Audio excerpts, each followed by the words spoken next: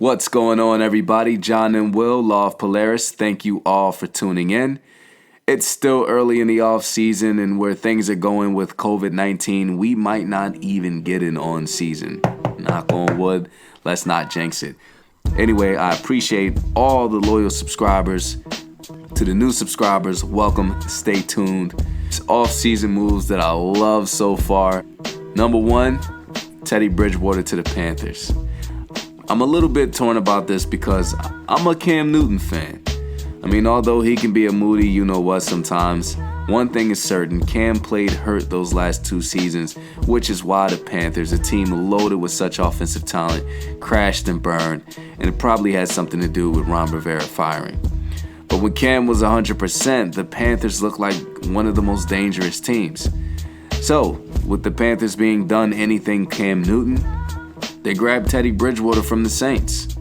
And the reason I like this is because Teddy Bridgewater is finally getting a second chance. I mean, after suffering that brutal knee injury, he never really got another shot. He had to watch Case Keenum take the Vikings to the NFC Championship, and last year was the first time we got to see what he can do, and he won 5 straight games with that explosive Saints offense.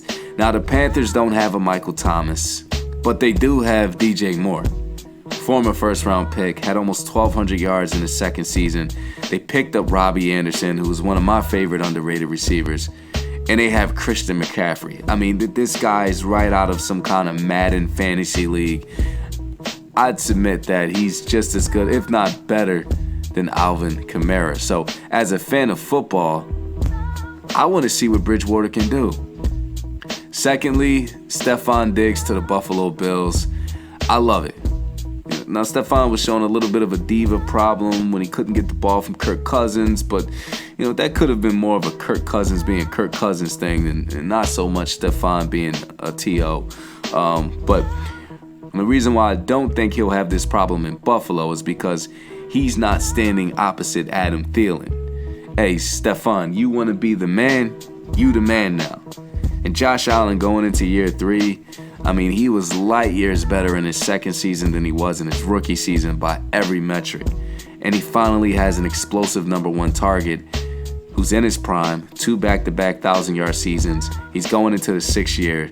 And the Bills, they basically only really had to give up a first-round pick, considering all the other draft picks they had. And here's the thing, unless Jarrett Stidham is the next Tom Brady and Belichick has yet another rabbit he can pull out of his hat, this division is wide open for the Bills, and they were 10-6 last year. You add a guy like Stefon Diggs, you consider that Singletary did have a pretty good rookie season. You consider that defense, who most of these guys are coming back, top 5 in yards allowed, 2nd in the league in points allowed. I mean, the Bills could be the real deal. My third favorite, I would say the Patriots non-moves. I don't know if this really counts. The offseason, we're still early in the offseason. But in true Patriots fashion, the draft, the free agency comes and goes, and the Patriots make no splashes. That's their thing. You barely ever see any blockbuster free agent signings, any trades. You don't really see too many draft picks that jump off the screen because they're usually picking towards the bottom of the rounds. But with Tom Brady leaving and no first-round pick, I mean, you would think this would be the year that they'd make some kind of big move. And not only did Brady leave, but you lost Jamie Collins, Kyle Van Noy on defense, and your wide receivers, a 33-year-old Julian Edelman, who may not play a whole 16 games next year, 31-year-old Mohamed Sanu, who missed half of last year, and what could be a bust in N'Keal Harry, who also missed the first 9 games last year. And your quarterback, 4th rounder Jarrett Stidham. I love this.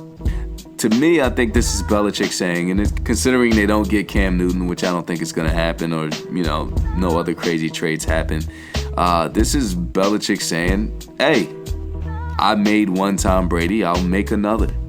I created the greatest quarterback of all time out of a 6th rounder that nobody wanted. You guys didn't know his name when Drew Bledsoe went down. You didn't know Matt Castle's name. You didn't know Jimmy Garoppolo's name. You didn't know Jacoby Brissett's name. Now meet Jarrett Stidham. Again, this is early. We don't know what's going to happen. And the reason why this would be so perfect should this stand, that Stidham, who is 24, who is in his second year, is exactly where Tom Brady was when he took the reins. And that leads me to my last favorite offseason move so far, and that's Tom Brady to the Bucs. Now, I'll be honest, when this first happened, when I first heard this happen, I said, really? The Bucs? I mean, I was in that camp that thought Brady would never wear anything but a Patriots uniform. I didn't like it at first, but then I thought, this is great for football. We get to see Drew Brees and Tom Brady twice a year, even if it's just for one season. We don't know how long either of them are going to play. But that alone, he gets to go against Matty Ice twice. Matt Ryan, who's probably still having nightmares about Super Bowl 51. I can't wait to see what that looks like when they walk into Atlanta. And then just look at the type of team that the Bucs have. Where they could have been last year if they didn't have a quarterback who threw 30 interceptions. 30 interceptions.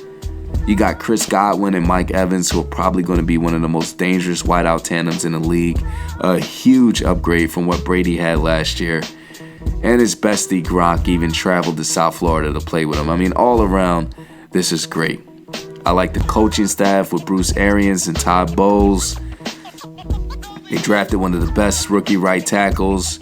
You still have a solid defense. I mean, this is finally going to be the year where we get to see both if Brady was a system quarterback and if Belichick can do it without Tom. And the best thing about it is that Tom's in the NFC. He's playing teams he doesn't normally play. Why is that significant? Well, let's say he stayed in the AFC. Let's say he went to a team like the Raiders. Well, guess what? The Raiders are playing the AFC East. For 4 games, he's playing teams that he knows like the back of his hand. He knows those AFC guys. It's not a true test to whether Tom Brady can do it outside of a Patriots uniform, but he's on the complete opposite NFL world from Bill Belichick, and they both have to operate without each other. I mean, this is fantastic. Anyway, those are my thoughts so far. I'll keep you updated. Look out for the 4 offseason moves that I hated so far. If you like, comment, subscribe. Let me know what your thoughts are. See you on the other side.